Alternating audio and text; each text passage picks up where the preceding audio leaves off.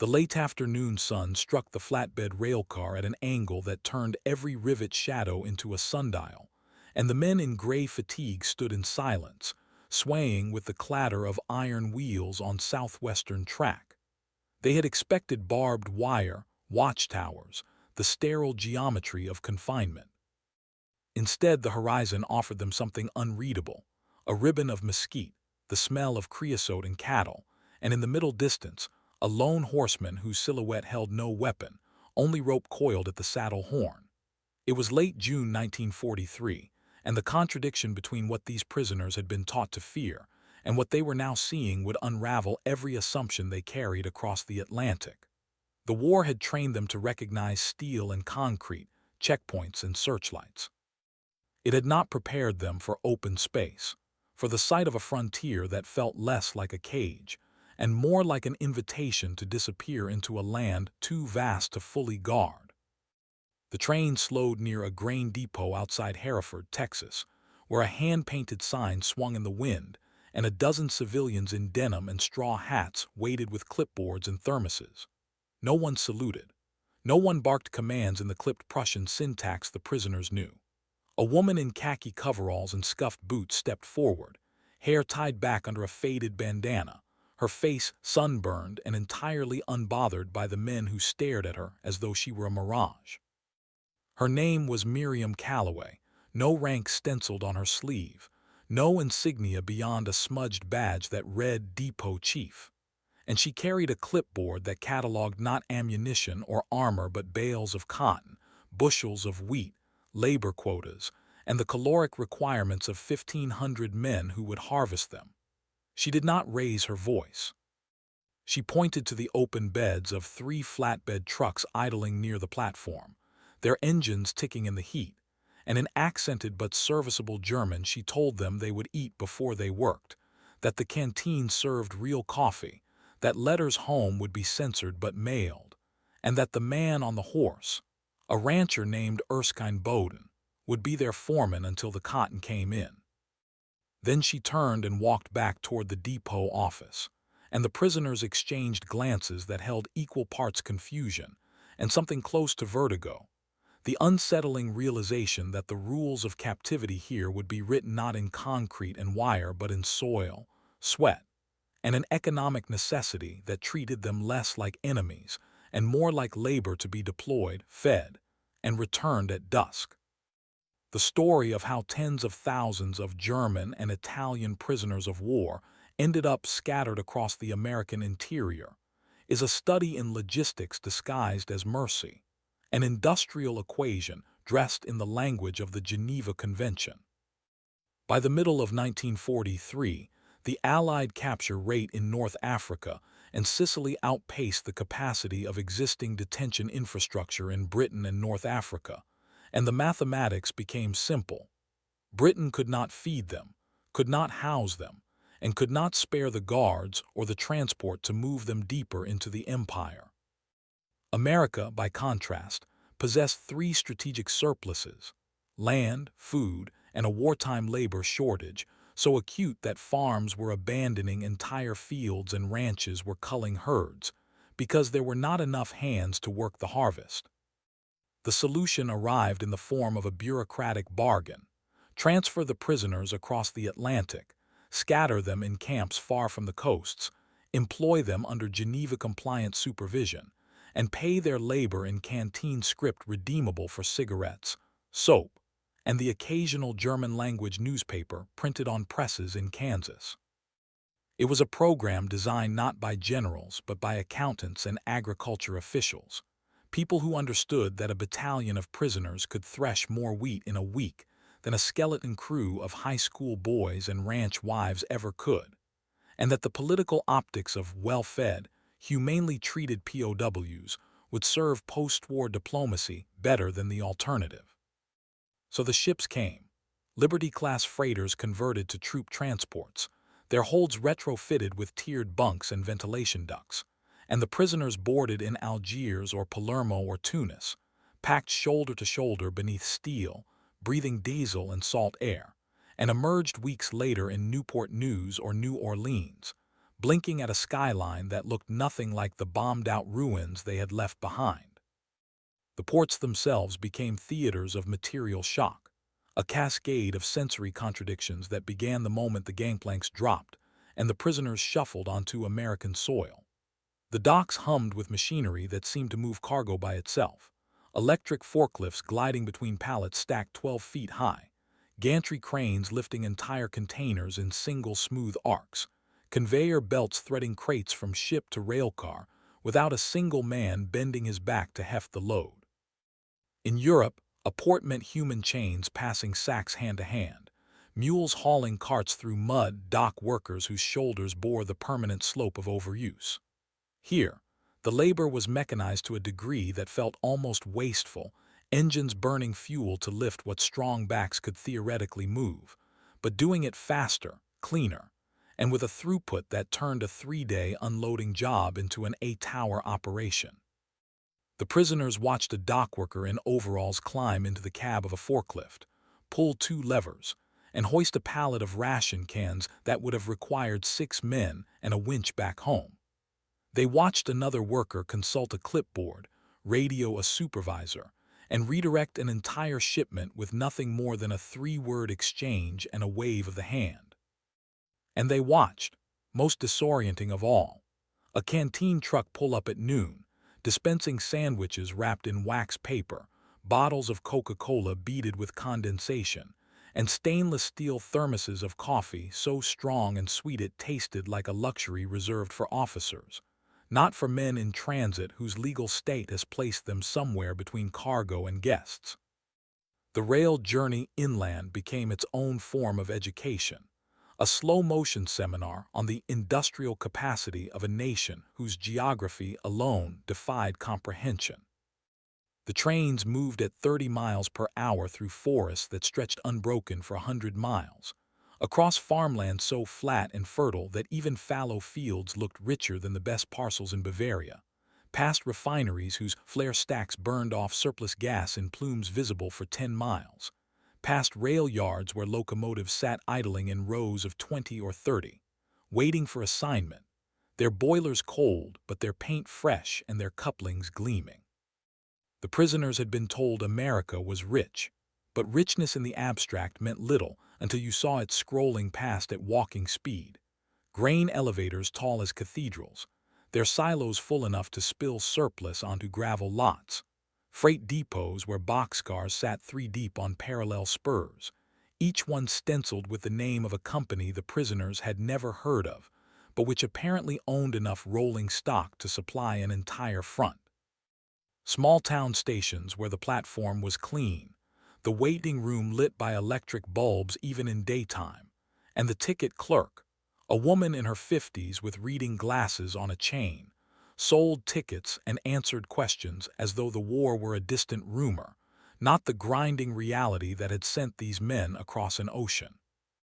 One prisoner, a former schoolteacher named Helmut Grieber, kept a journal in pencil on the back of requisition forms, and his entries from those first rail days read less like observations and more like inventory. Electric lights in every depot, paved roads paralleling the tracks, water towers with municipal stamps, billboards advertising tractors and refrigerators and movies he had never heard of, each one a data point in an equation he could not quite solve, but which pointed toward an industrial base so deep and so diversified that the outcome of the war began to feel less like a question and more like a calendar problem, a matter of when rather than if. Miriam Calloway had not planned to become the logistical linchpin of a prisoner-of-war labor program in the Texas Panhandle, but the war had a way of drafting competence wherever it found it, regardless of gender or credential. Before Pearl Harbor, she had managed the grain cooperative in Hereford, a job that required her to negotiate with ranchers whose idea of a fair deal involved handshake contracts and whose record-keeping consisted of pencil marks on barn walls. She knew yield per acre, moisture content, freight tariffs, and the temperament of every merchant marine captain who docked at Galveston with a shipment of phosphate fertilizer. When the Army began scattering POW camps across West Texas, and discovered that most of its junior officers had no idea how to coordinate agricultural labor at scale. Miriam received a telegram offering her a civil service position with a pay grade 2 steps above what the co-op had been paying, and a scope of responsibility that included not only labor allocation, but also dietary compliance, male censorship liaison, and something the memo vaguely called cultural orientation. She accepted, not out of patriotism, though she had a brother flying B-24s over Europe, but because the job was interesting and because she suspected that most of the men arriving in gray fatigues would respond better to plain competence than to the performative authority she had seen junior officers wield like clubs. Her call sign, assigned half in jest by a radio operator at the depot, was Dust Bowl Actual, and it stuck because it fit. She was the ground truth, the voice that confirmed allocations, settled disputes, and made sure the harvest numbers reconciled with the manifests. The camps themselves were studies in contradiction, installations that obeyed the letter of the Geneva Convention while also serving as laboratories of American material culture. The barracks at Camp Hereford were prefabricated Quonset huts, their corrugated steel shells lined with insulation board and wired for electricity, each one housing 30 men on steel frame bunks with cotton mattresses and wool blankets issued in pairs. There were latrines with flush toilets and hot water showers on a timer, a canteen that stocked cigarettes, razor blades, writing paper, and chocolate bars at prices subsidized by the Army, and a recreation hall where the prisoners could check out German-language books shipped in by the YMCA or listen to a phonograph playing records that ranged from Beethoven to American swing. The latter tolerated, because the Geneva rules allowed prisoners access to the same recreational materials available to the guards. The mess hall served 3 meals a day, calibrated to meet the caloric requirements outlined in the Convention 2,800 calories minimum, with protein ratios tracked by a dietitian who filed weekly reports and who once threatened to halt labor deployments until the kitchen received a shipment of powdered milk to bring breakfast compliance back into spec. The prisoners ate better than they had in months, possibly years. Oatmeal with brown sugar, scrambled eggs from a powder that tasted almost real, biscuits with margarine, beef stew thick enough to coat a spoon, canned peaches in syrup, coffee that came in 5-gallon urns and was strong enough to strip varnish. One prisoner, a veteran of the Afrika Korps named Otto Schilling, wrote to his wife in a letter that passed through 3 levels of censorship. "We are fed like garrison troops in peacetime. I do not understand this country." Neither did the ranchers, at least not at first. Erskine Bowden ran 20,000 acres of mixed cotton and cattle south of Hereford, land his grandfather had claimed in the 1880s and which had survived drought, depression, and the Dust Bowl through a combination of artesian wells, stubborn frugality, and a willingness to adapt when adaptation was cheaper than failure. When Miriam Calloway arrived at his ranch house with a requisition form requesting labor for cotton harvest and a tentative deployment of 40 German POWs under guard supervision, Bowden's first response was to laugh, not unkindly, and ask her if she had ever actually picked cotton.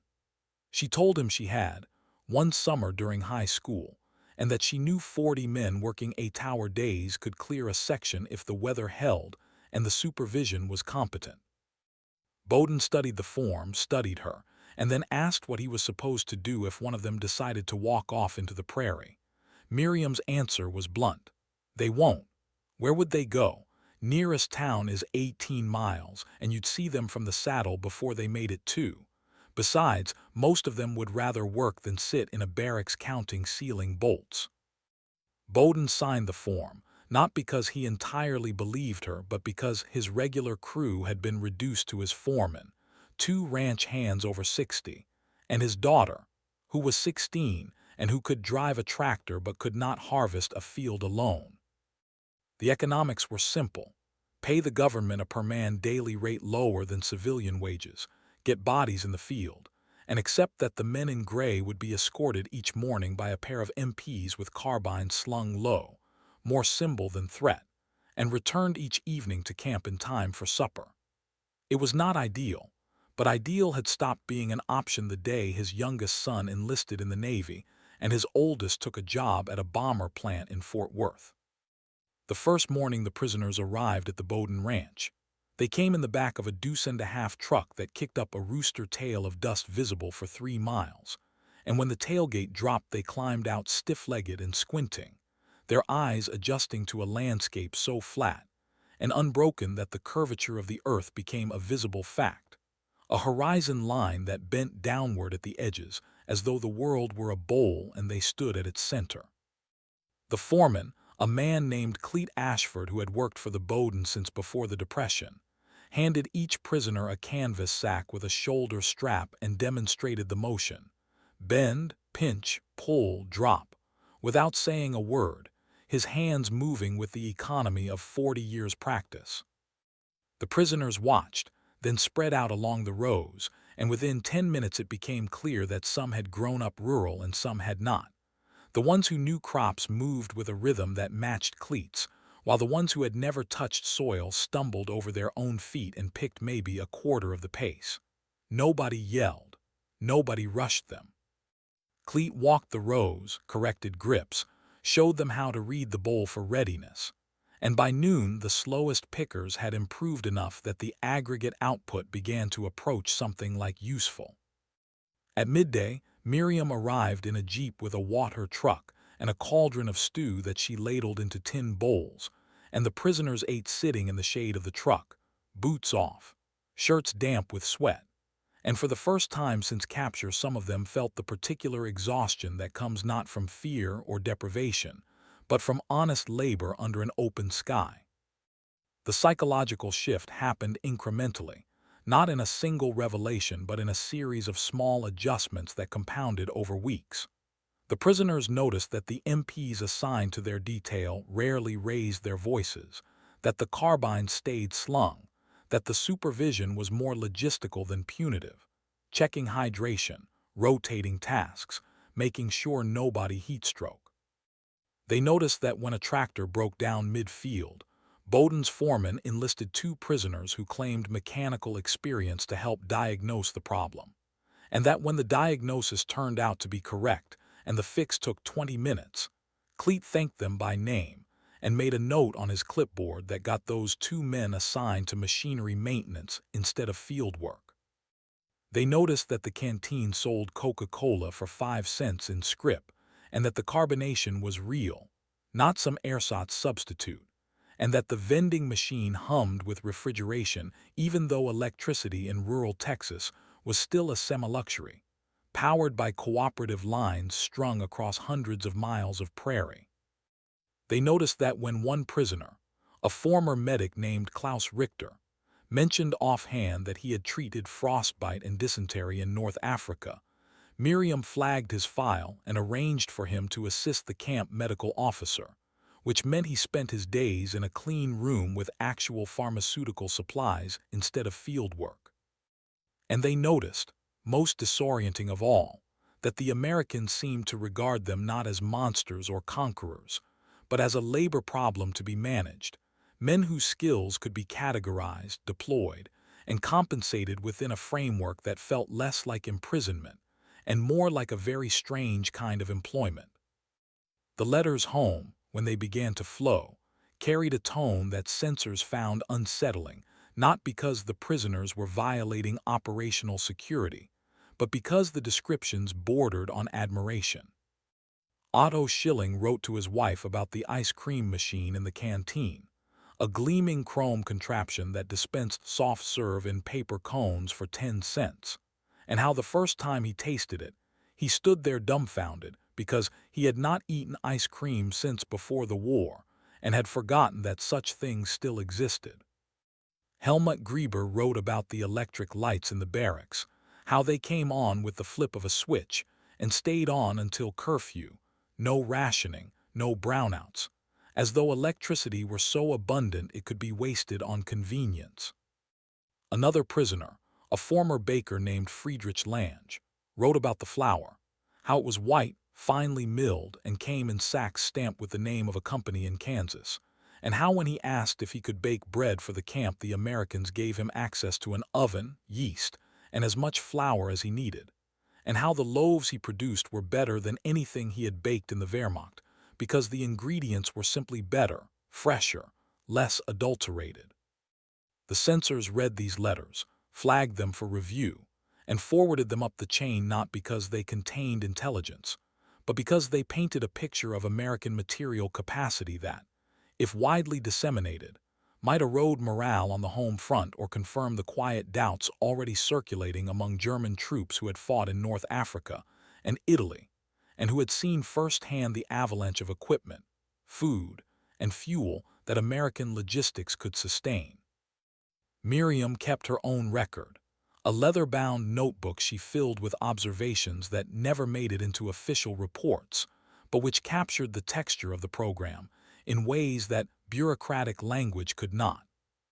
She wrote about the prisoner who asked if he could send a package home, and seemed stunned when she explained that the Red Cross facilitated such things, that he could purchase items from the canteen and mail them through established channels, and that his family would receive them within 6 to 8 weeks if the postal routes held.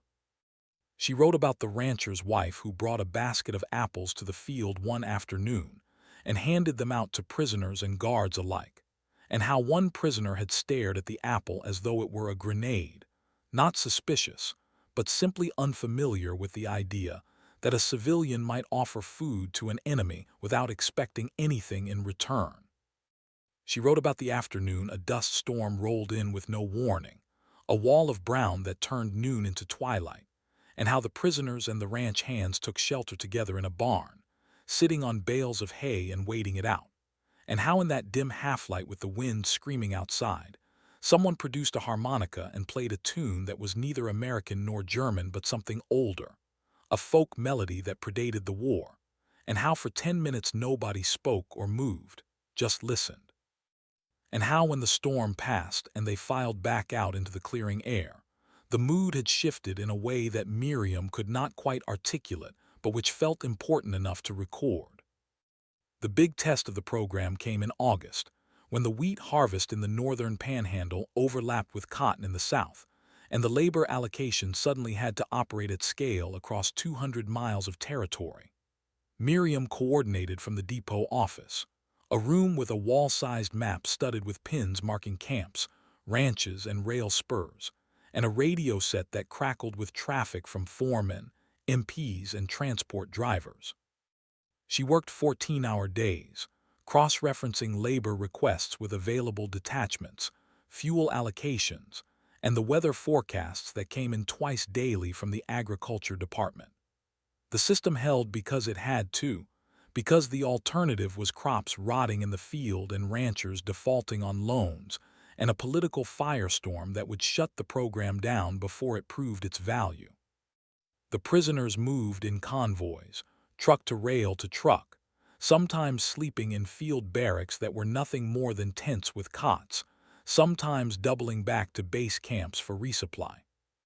The MPs rotated in shifts, their role less about preventing escape, though that was the official mandate, and more about ensuring that the prisoners arrived on time, stayed hydrated, and did not get into disputes with civilian workers who occasionally harbored the kind of resentment that could turn a labor site into a flashpoint.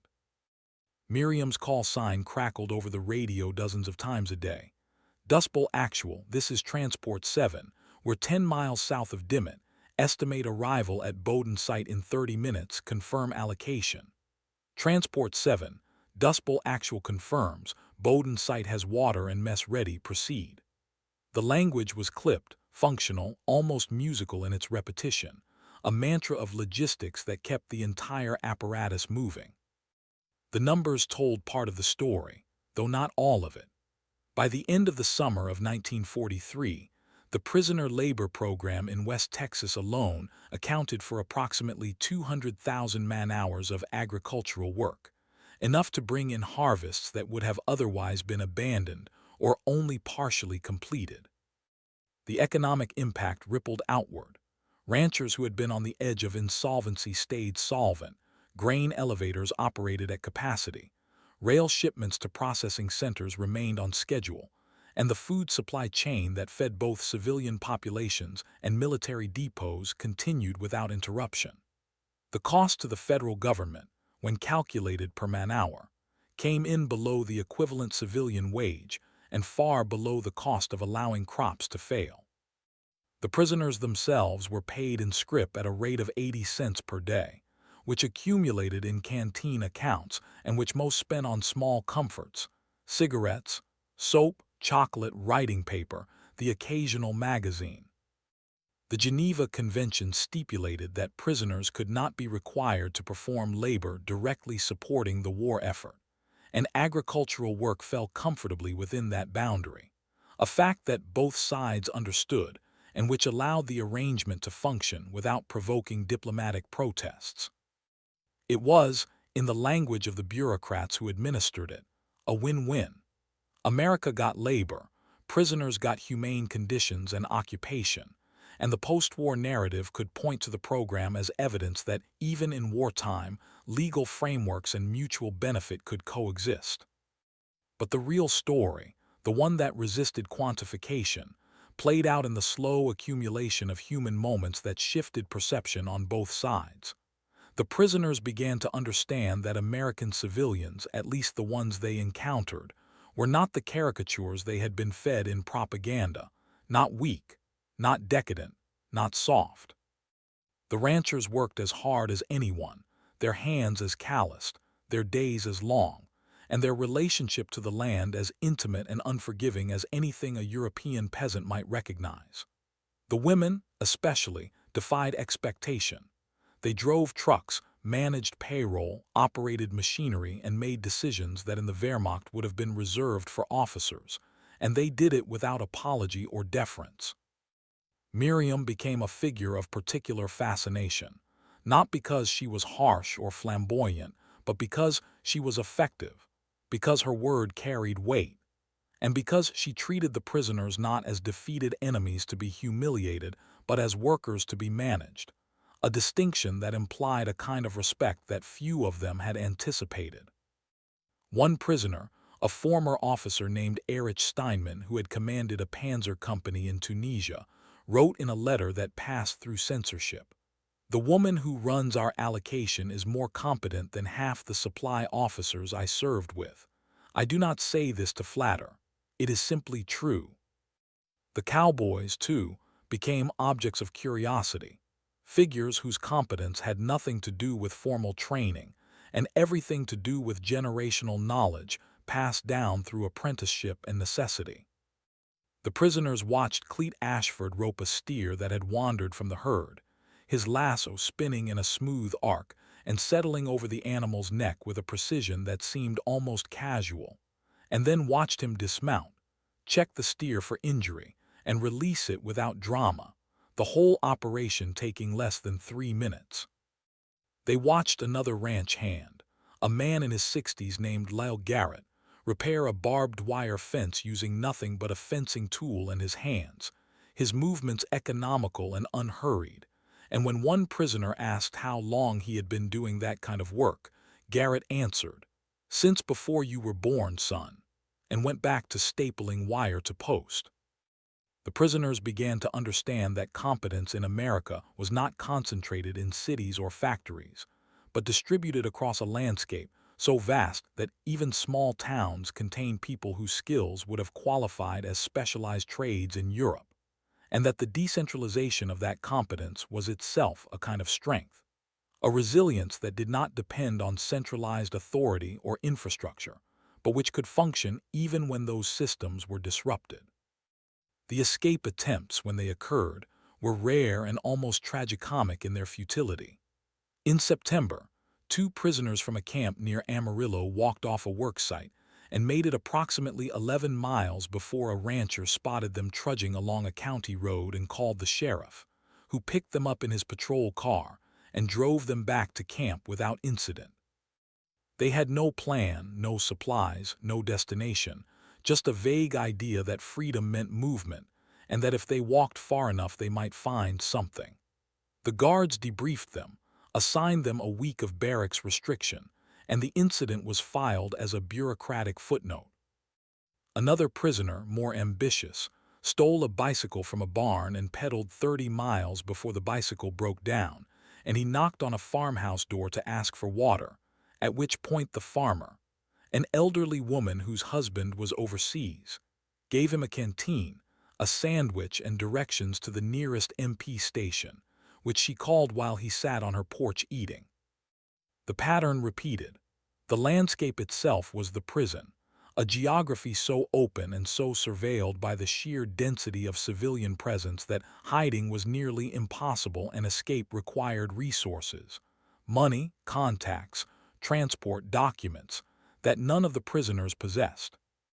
Most gave up the idea within weeks, not out of despair but out of pragmatism, the realization that their current situation, fed, housed, working, safe, was vastly preferable to the alternatives, which included recapture, harsher detention, or the chaos of trying to survive as a fugitive in a country whose language most of them spoke poorly, and whose legal system showed no leniency toward enemy nationals who violated the terms of their parole. By the autumn of 1943, the program had settled into a rhythm that felt almost routine, a strange peacetime domesticity layered over the fact of war. The prisoners learned English from the guards, from the ranchers, from the radio broadcasts they heard in the canteen. They learned American slang, idioms that made no literal sense but which they adopted because it made communication easier. Too hot to handle, rode hard and put away wet.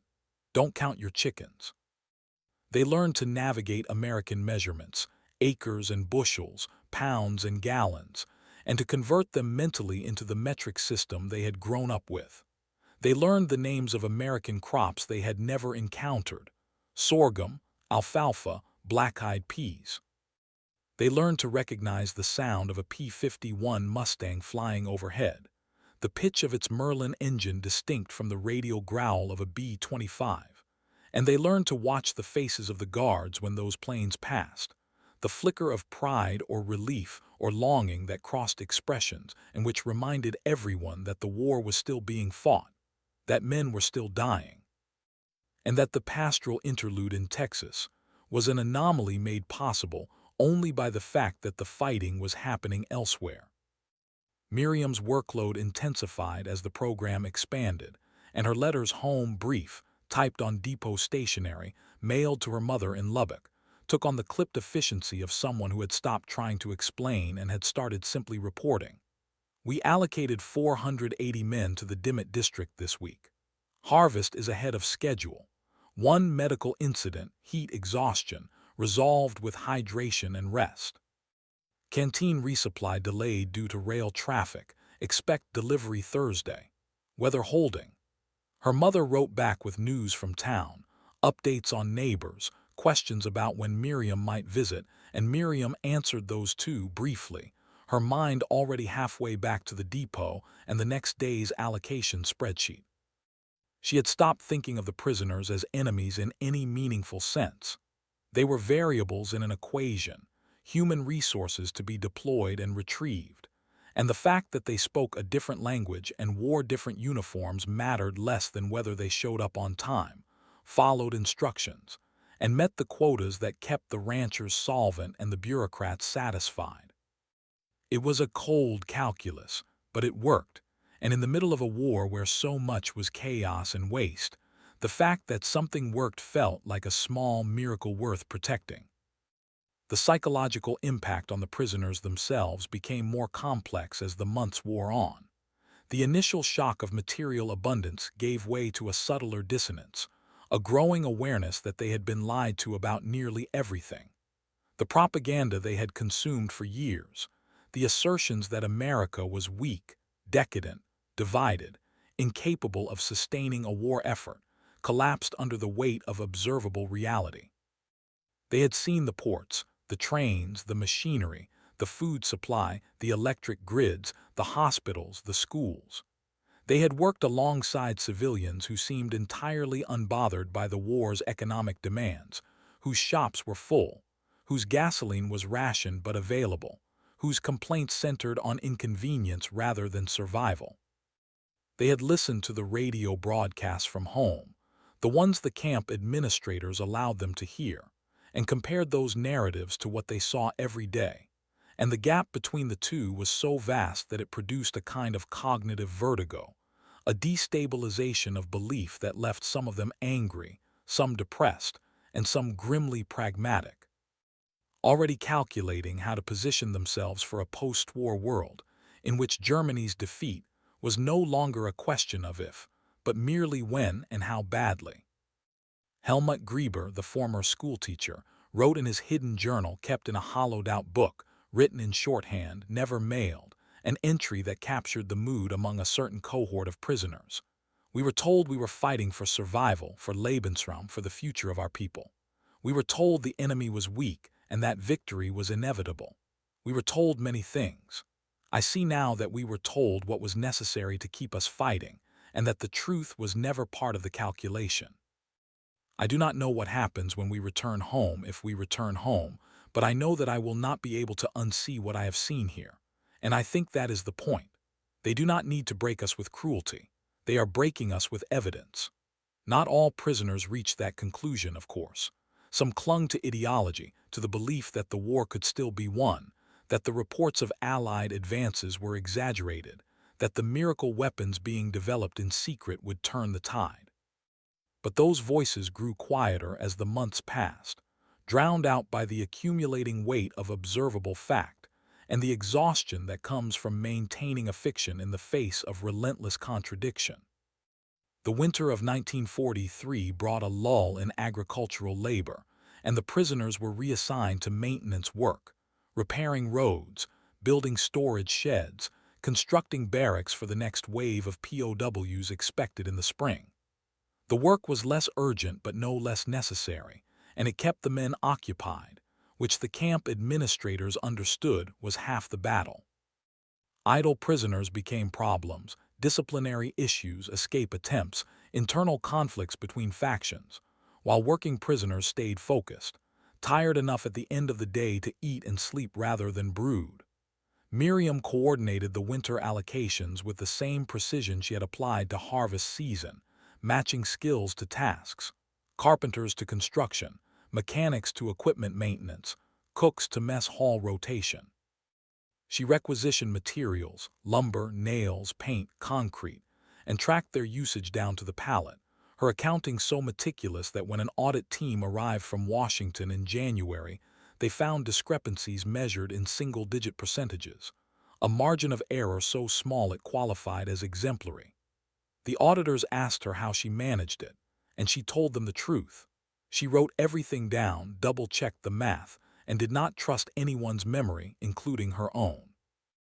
They filed a report recommending her for commendation, and she filed the report in a drawer and forgot about it, because the commendation would not arrive for another year, and she had a convoy to schedule for Thursday.